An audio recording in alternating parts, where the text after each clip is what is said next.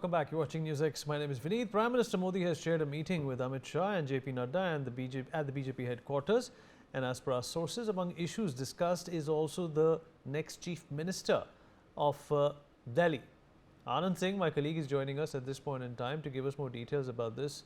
Anand, I'm sure this is something which is going to take a few days to figure out. The Bharatiya Janata Party and the track record that we are accustomed to when it comes to deciding the Chief Minister is that everything is kept very close to the chest until they decide very thoroughly who is going to be in charge.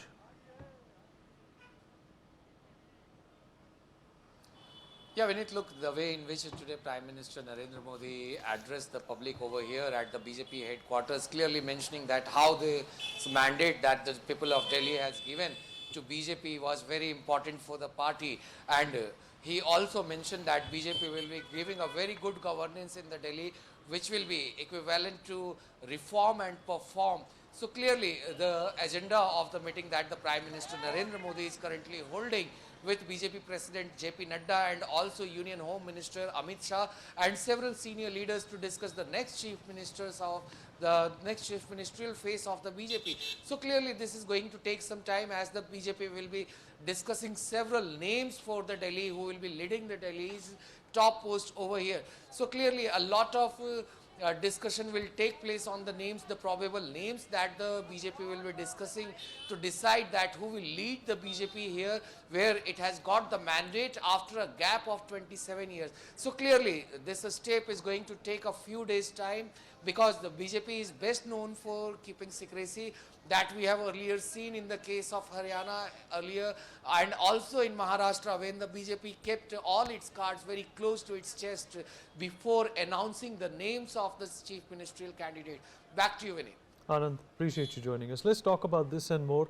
Professor Madhav Nalapat, editorial director of the Sunday Guardian, with us on the broadcast. Mr. Pankaj Vora, managing editor of the Sunday Guardian, also with me in the studio. Gautam Mukherjee, senior journalist, with us on the show as well. Last but not the least, Professor Vivek Singh, political analyst, also joins us on the broadcast, sir. Mr. Vora, I'll begin with you, sir. Sir, there is obviously a lot to learn for the Aam Aadmi Party, which, until a couple of months ago seemed very, very optimistic and very, very affirmative about their chances and about their re-election and coming back to power in Delhi.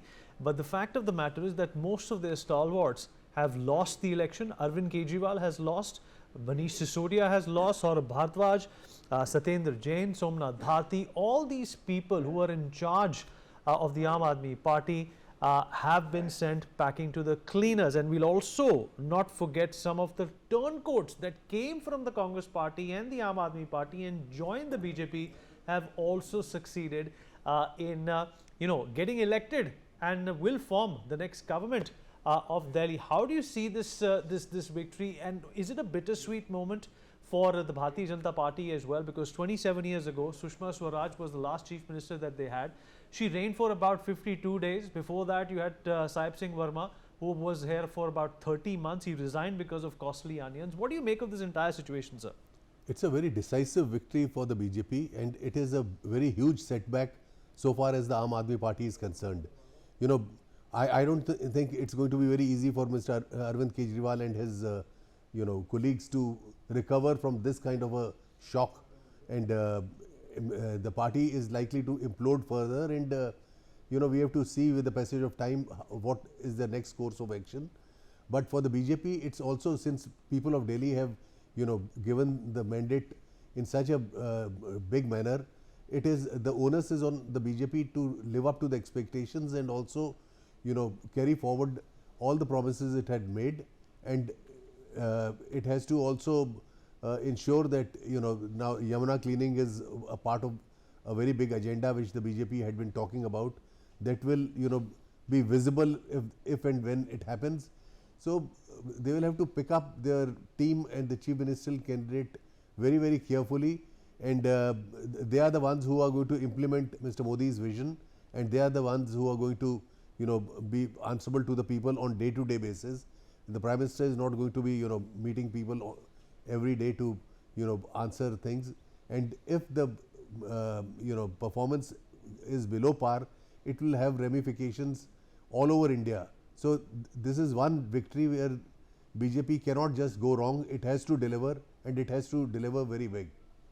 Absolutely. Professor Nalapat, Delhi is the microcosm of, everything India is all about. There are communities from all over the country, that represent India, and Delhi is always looked upon as a prime example of what can be achieved at a larger scale by the country of India. How big is this a moment for the Bharatiya Janata Party? Let's forget what happened in Lok Sabha. It was a setback for the Bharatiya Janata Party as well. They could not form the government with a complete majority. Have those ghosts somehow been relegated and nullified because of this emphatic comeback by the Bharatiya Janata Party in the national capital, sir? Well, there's no doubt that Delhi is a very, very interesting situation for simple reasons, as you said. It's got people from all over the country, and very clearly one thing that is certain, the public have got fed up of this center-state confrontation. The public have got fed up of excuses. I can't do this, my hands are tied, my hands are tied. I mean, you've been elected to find out ways and means to ensure that your hands are untied, if necessary by getting on better with the central government. So I think that has been its downfall. Now, Arvind Kejriwal has been a very shrewd politician. I was also there in the India Against Corruption movement in a very, very small way. And after that, Arvind Kejriwal teamed up with Anna Hazare, and thereafter went on his own and basically entered active politics. The fact is that I think finally people are beginning to tire of his performance. People are beginning to tire of his lack of fresh ideas, and that is one reason why the BJP won so handily. Of course, the other thing is, very frankly, the towering personality of the Prime Minister. There's no question that that is the situation. That's an absolutely towering personality, and it helped significantly in the parliamentary election, as also now in the state assembly election. And I very much agree that the BJP has got to reform and perform, as the Prime Minister says, because, even though a party may be down and out for the time being, you can never write it off. And the Aam Aadmi Party, well, it's going to be in the opposition. The Congress Party lost its deposit in every seat and just gained a 2% vote share, which frankly is not very much. I think the Congress also will have to do a lot of introspection. So overall, I'd say the public tired of this, center versus state tussle, and the center is the problem. They're not helping us, kind of lament. Atishi Marlena, who won her seats, frankly, she concentrated not on personalities, but on the 5 years of work that she believes that she has done. And that stood her in good stead. I can tell you one thing very clearly, that personality is important, but it has to be added on to performance. Personality and performance have to go as a double engine weapon against any opposing party. And from that point of view, I'm afraid the Aam Aadmi Party failed. And I think Arvind Kejriwal kept open to himself the role of being Chief Minister once again. And that also must have been on the minds of the Delhi voter, because the reality is, after so many years in power and a limited, a limited number of tactics that he follows, people in Delhi have said, enough is enough, it's time for a change. And after nearly 28 years of Vanvas, the BJP has come back to power. And frankly, the Aam Aadmi Party has been relegated to a very poor second place, and the Congress has been relegated to its familiar position of being last and losing its deposit in every single seat. I think that is going to be a lesson which every member of the INDI alliance is going to be studying very carefully. Thank you. Absolutely right. And Gautam Mukherjee, do you think that the people of Delhi really got tired of this continuous lamenting of complaints and accusations against the central government, of constant bickering as to how the Bharatiya Janata Party and the LG were throwing impediments in the Aam Aadmi Party's way when it came to figuring out how to in fact better Delhi, and the lack of justification for the kind of monies that were spent on cleaning the Yamuna. As per the CPCC, it was around 7,000 crores and the Yamuna is still not clean. The Sheesh Mahal, spending 70 crores at the height of COVID without any definition or explanation as to why it was being done, was also something that Arvind Kejriwal and the Aam Aadmi Party thought that the people will not really question us on this. As long as we keep our focus on schools, as long as we keep on advertising on the good work that we have done, as long as we keep advertising the Mohalla clinics are going fine, we are going to get re-elected. Do you think this was hubris, or do you think this was lack of experience, something that the BJP took advantage of? I think when he won his second term, when the AAP won the second term with 67 seats out of 70, they decided that these people can be played for fools. He decided that his core voter was rock solid. He made statements like the BJP cannot ever get rid of me. And he then took his own people for granted, did not do any work worth the while for the very constituency that put him in power. And certainly, this is straight out of the communist playbook. Doesn't matter what you do, keep your propaganda going. And that's what he thought would work. And he did keep his propaganda going. But not only did he let down those people who did not vote for him, because once you're chief minister for the entire place. Once you're running the government, you're meant to be looking after all aspects for all people in your state. Now, forget the people who didn't vote for him, that he did nothing for. He proceeded, and all of them proceeded to loot Delhi in order to advance their ambitions in other states such as Gujarat, Goa, and in Punjab. And today you have a situation, not only has Kejriwal lost his seat, and most of his stalwarts have also lost their seats. They have been halved and quartered. But latest reports are saying that Maan in Punjab is planning to jump ship. It is an utter disaster. It is an utter disaster. Maan has followed. I was wondering why Maan was having so many TV ads. The election was in Delhi, but you couldn't get away from the Punjab TV ads constantly. And now the latest, after that is meant to be doing a Shinde. The entire thing has imploded. They are not coming back ever into Delhi. And let's understand why I'm saying that. You see, the resources available to the BJP are practically limitless in comparison.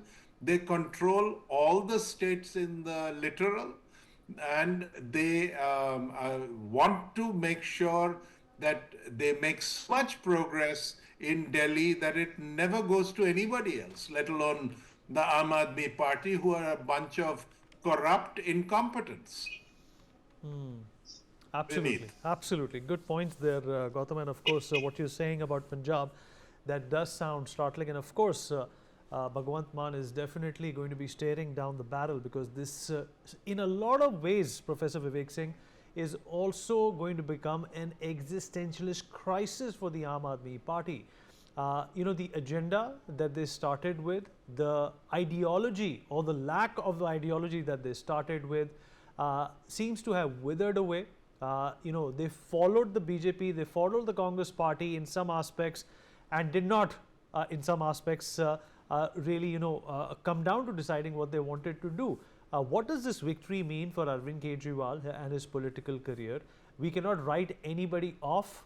Politics is a game of unpredictabilities. But this also goes on to show that never punch above your weight, and that's exactly what the Aam Aadmi Party did. No doubt, Vineet. Actually, in case of politics, there are three P's of politics which are very important, and that is applicable to the Aam Aadmi Party as well as to Arvind Kejriwal. Number one is perception, personality, and performance. These three factors are very important in politics. So as far as there is no doubt that there was 10 years anti-incumbency factor was there against the AAP government.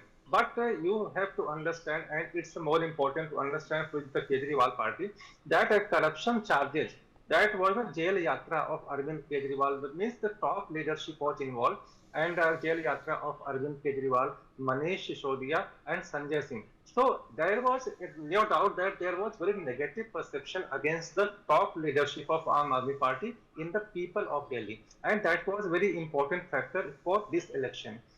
There was also one thing that's there was complete transformation from simplicity to Sheesh Mahal, and that if happened because you are saying that you are Aam Aadmi Party, you are thinking for the common people, but if there will be transformation, and from simplicity if we go to the Sheesh Mahal level, then absolutely there will be problem with the people, and that has to be shown. Number third is there are so many promises which are being made by the Aam Aadmi Party and Arvind Kejriwal. One was the cleanliness of Yamuna River. There was a promise by Aam Aadmi Party that all the houses will have the safe drinking water, clean drinking water, and there will be pollution-free Delhi. So if you have such type of issues and you are accepting that we are not able to deliver, and in this election, if I will win, then I will do the needful, then people are not going to accept. So as far as there is today Modi said that should be politics of reform and perform. So actually performance is very important, that matters in today's politics, and no doubt that after 27 years BJP is going to come in power. So actually just I will like to tell one interesting fact, because if after the election there was 60.5% voting turnout. So if you look from 1993 to 2020, even 2025, then you will find that whenever there is more 62.5 or 63+% voting percentage was there was win of the Aam Aadmi Party. And when there was a voter turnout of 49 to 58%, Congress always won the election. And when there was 60 to 61%, because in 1993, 61.5% was the voting turnout and BJP won. The same 60.5 was this year the voting percentage. So it was predicted that BJP may win. But as far as recent budget announcement of 20.75 lakh crore exemption limit in the income tax, that also played a very important role, because more than 30 lakh people living in Delhi, they are central government employee or state government employee or private sector employee. So that was a very important factor. And last one was the support of RSS, and BJP was able to counter attack to the Aam Aadmi Party regarding the issues of the Janata. Most important, just I will take 30 seconds, that because in the range of 30 to 45 year people, they have never seen the party. All right. I'll come back to you, sir.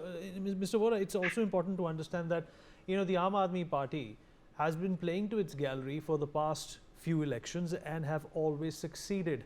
Do you think that in the middle, right after 2020, after they won, this huge mandate with 62 seats, there was a sense of disarray within the party as well?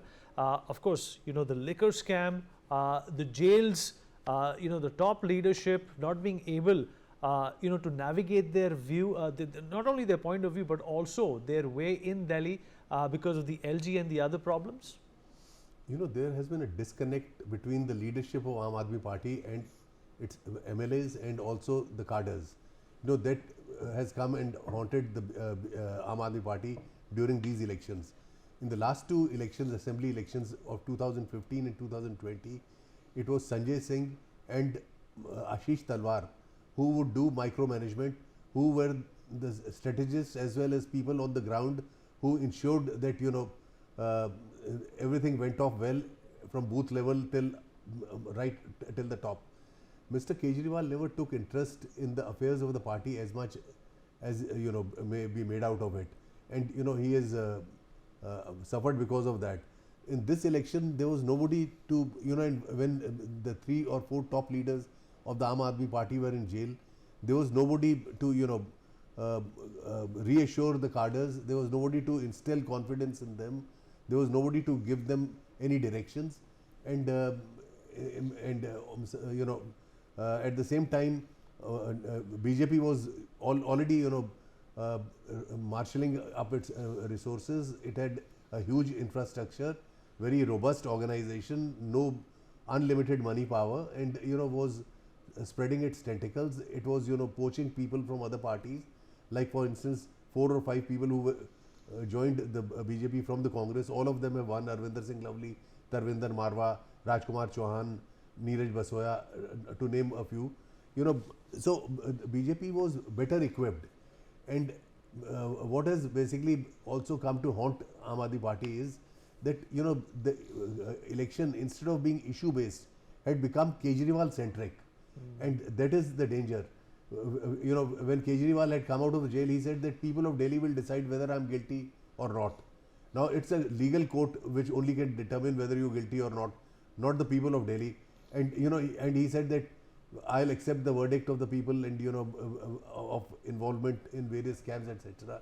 So people on Saturday did deliver their verdict and have told Kejriwal that, look, your credibility is at a very low place, and you should do something to rework on it in the future. And lastly, I would like to say that before the elections and all through in the 10 years of Kejriwal, Congress always used to say that Kejriwal is the B team of the RSS. And the India Against Corruption movement had the RSS element in it, and all those things were there. But in this election, the RSS has made it very, very clear that its preference was for BJP and not for Aam Aadmi Party when it had to choose between the two at a crucial hour. Absolutely. And Professor Nalapa, do you think that the Aam Aadmi Party coming to power in Delhi and Punjab perhaps also served as a political anomaly for more reasons than one, and the Aam Aadmi Party staying the course of being ideology agnostic has also contributed towards this path that they automatically find themselves upon? Arvind Kejriwal basically packaged himself as part of the Aam Aadmi. If you recall, in his earlier years in power, going around in sandals, dressing in very, very simple clothes. I mean, basically, he tried his best to look like an Aam Aadmi.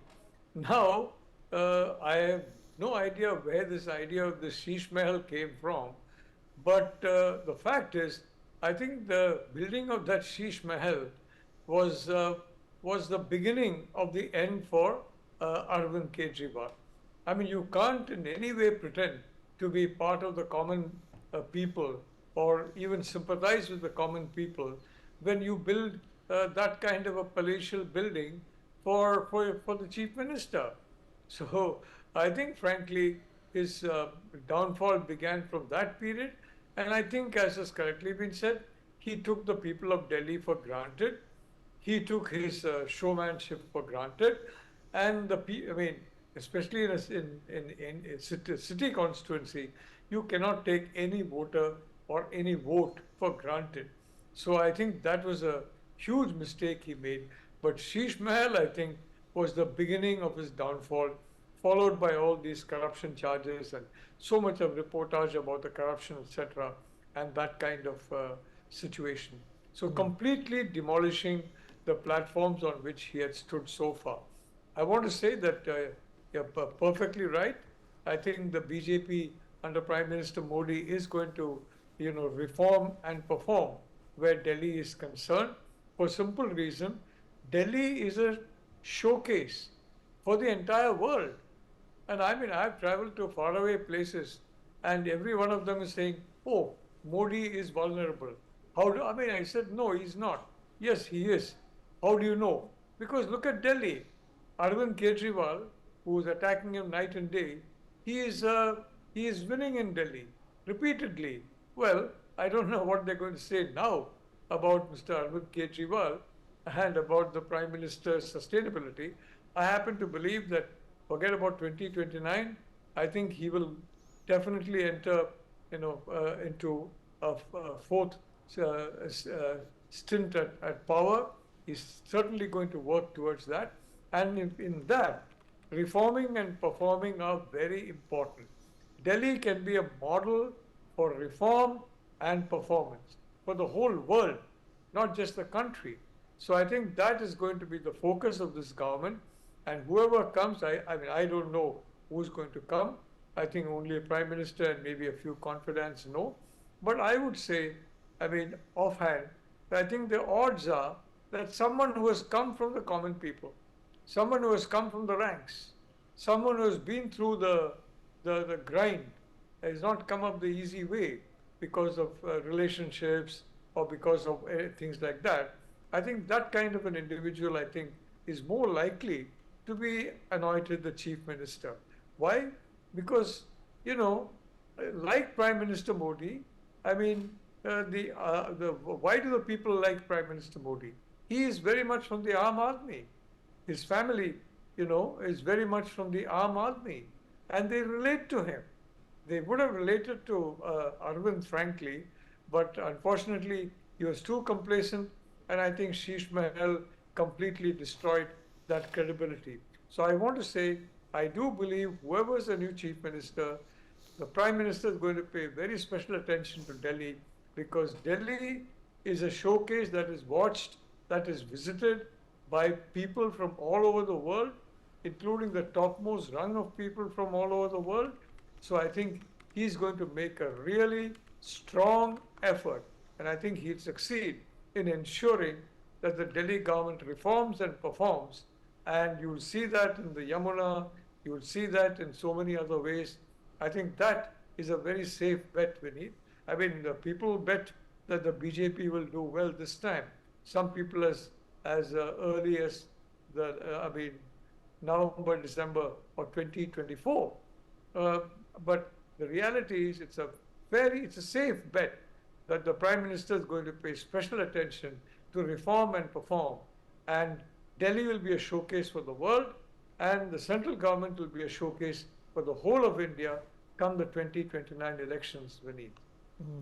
Absolutely right. And Gautam, the big question also comes up, can Kejriwal ever recover from this wipeout? And do you think that the Aam Aadmi Party did not see the telltale signs within their own party? Arvind Kejriwal perhaps was too lost in his own arrogance to notice what was happening within his own party. And people like Swati Maliwal actually turned the tide, with their aggressive rant and chant against their own party, because obviously there was deep, profound dissatisfaction, but not deep enough for Arvind Kejriwal to address it. So what happens to Arvind Kejriwal now? Will he be able to recover?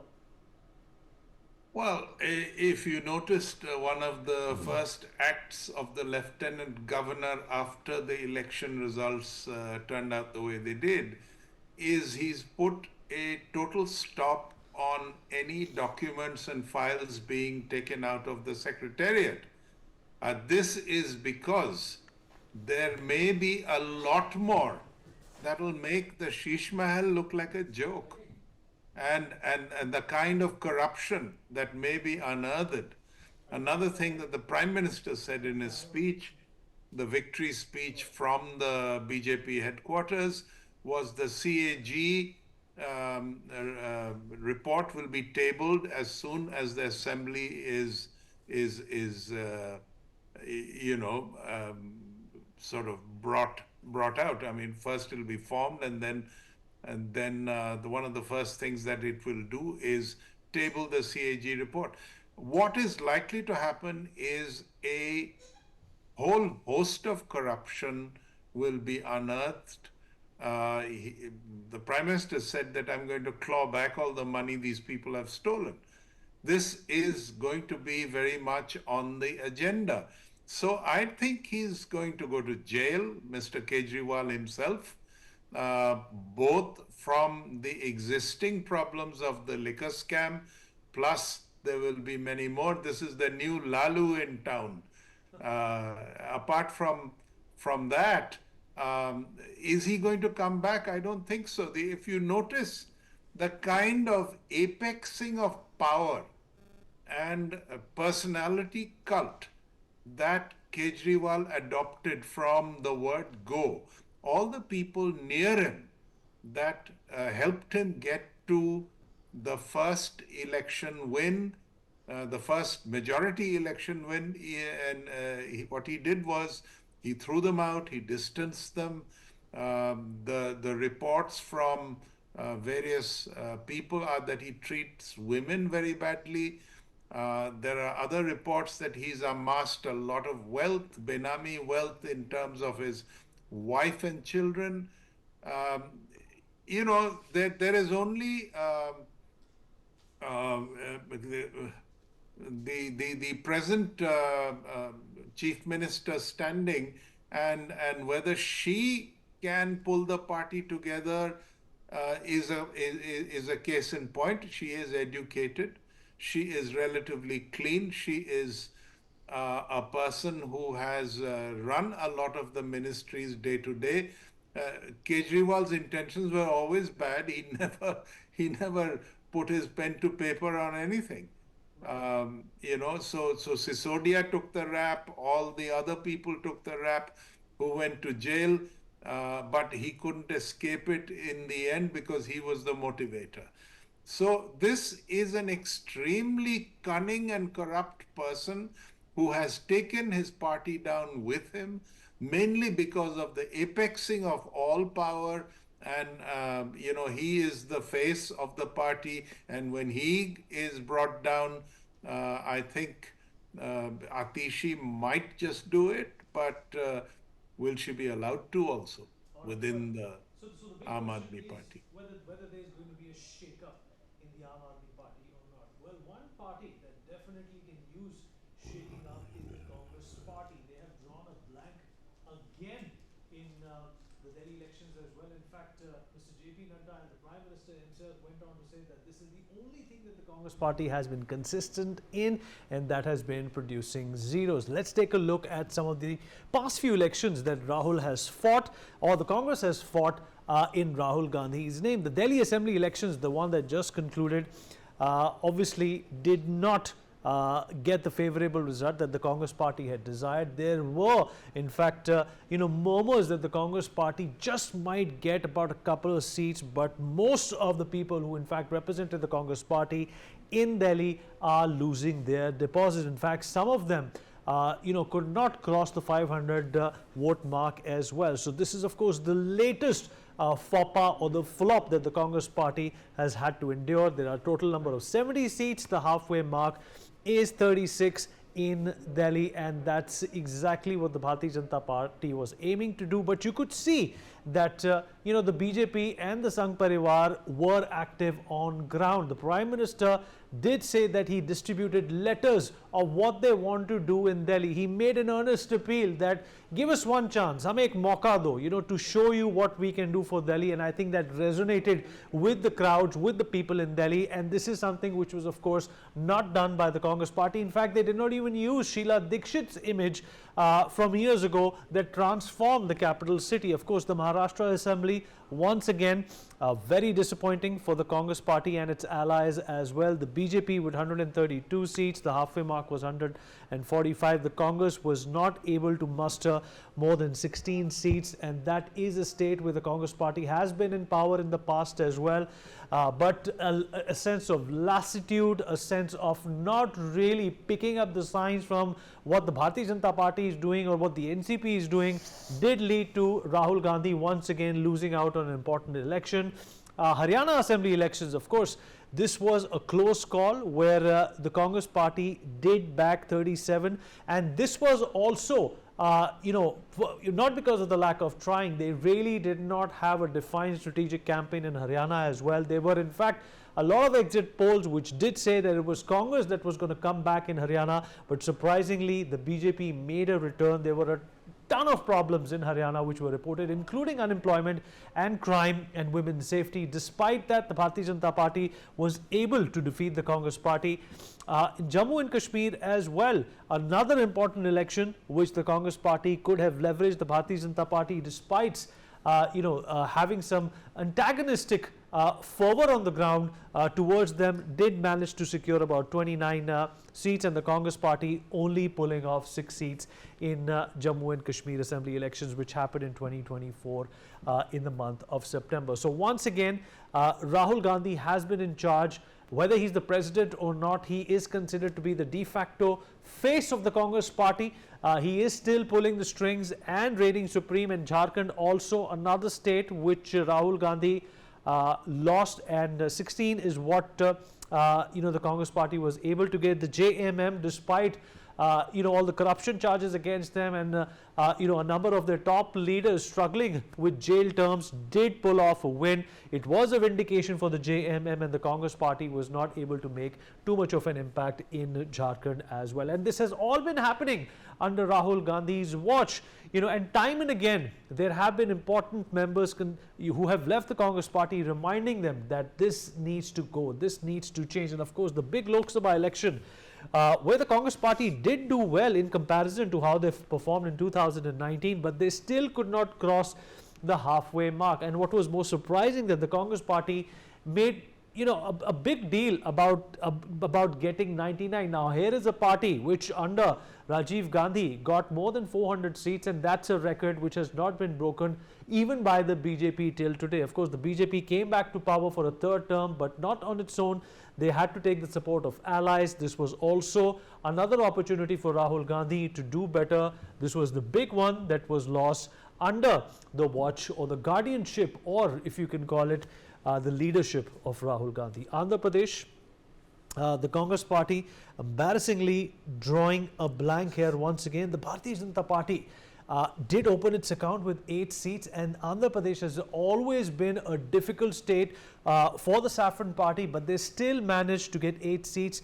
The Congress party, despite its alliances, its ideological overlaps, was not able to get anything in Andhra Pradesh as well. And once again, Rahul Gandhi was or will be blamed for whatever happened in Andhra Pradesh. Arunachal Assembly elections, the Congress party got 1, the BJP with 46. Now here's another part of the country where the Congress party was in charge for a very, very long time. There was also a feeling of anti-incumbency, which the Congress party failed to capitalize on. The Odisha Assembly elections, the BJP came to power. The Biju Dal, of course, was not able to come back into power, and this was again an opportunity for the Congress party. The BJP, in fact, had a very tall order in Odisha.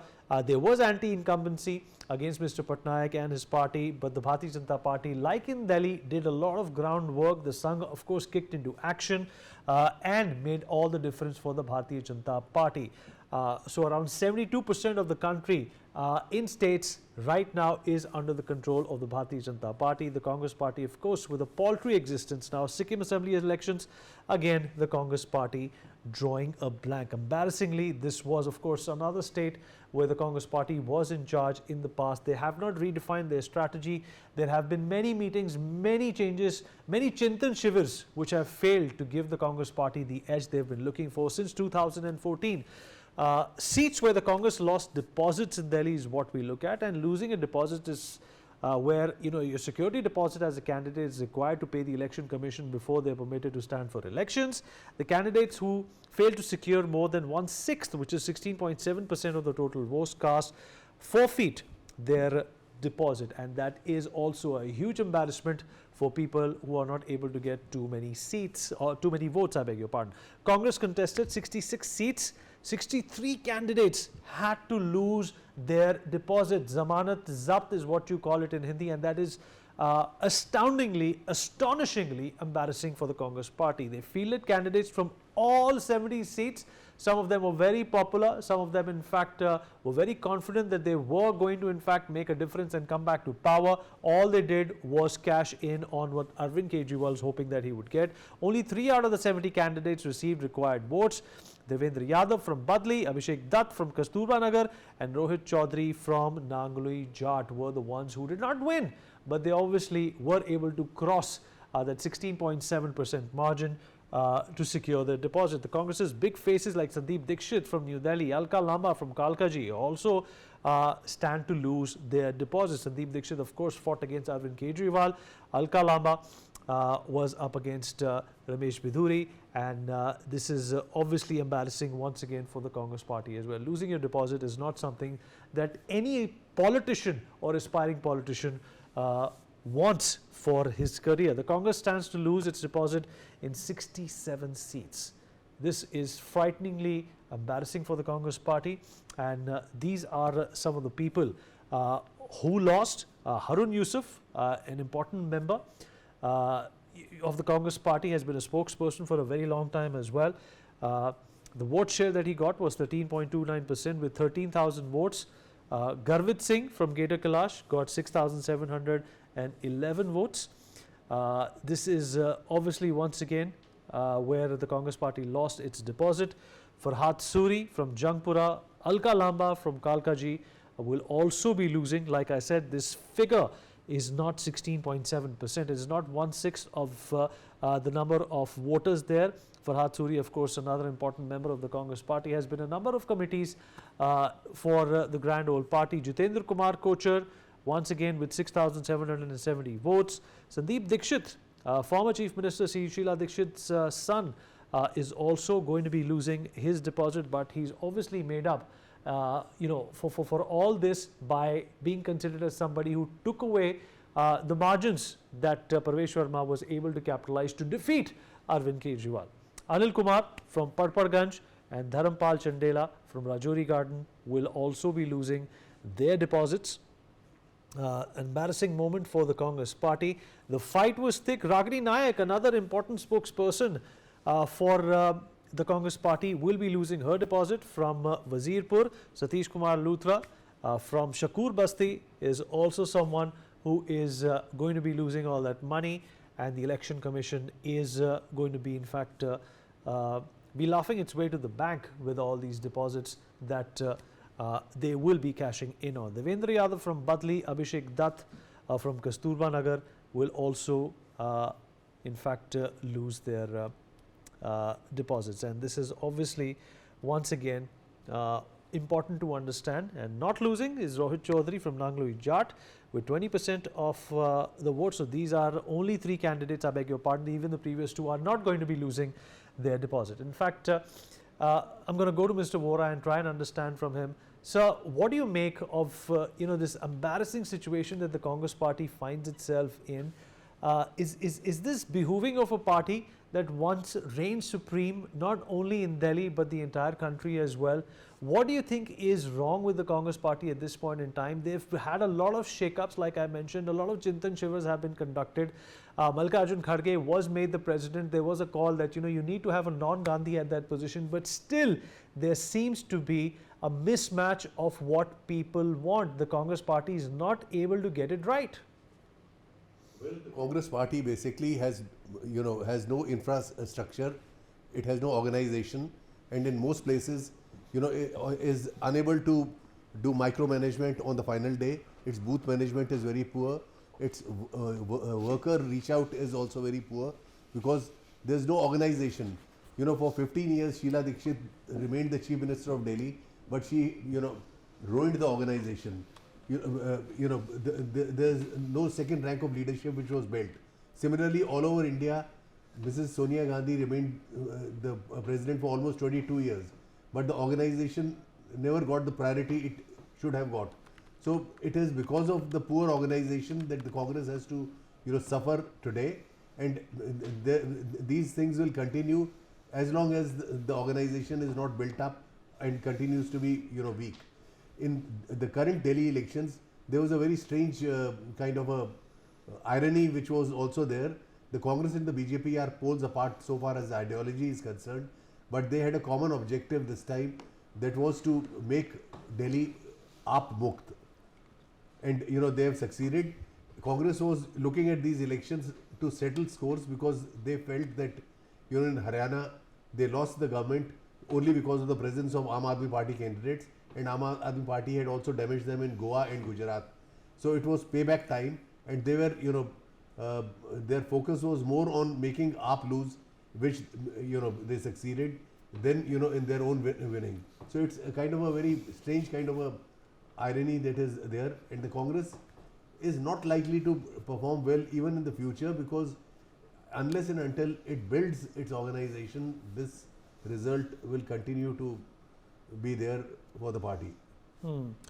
Professor Nalapat, what's your reaction to this dismal, staring down the barrel moment for the Congress party? It's continued for far too long. What will it take for their fortunes to give in?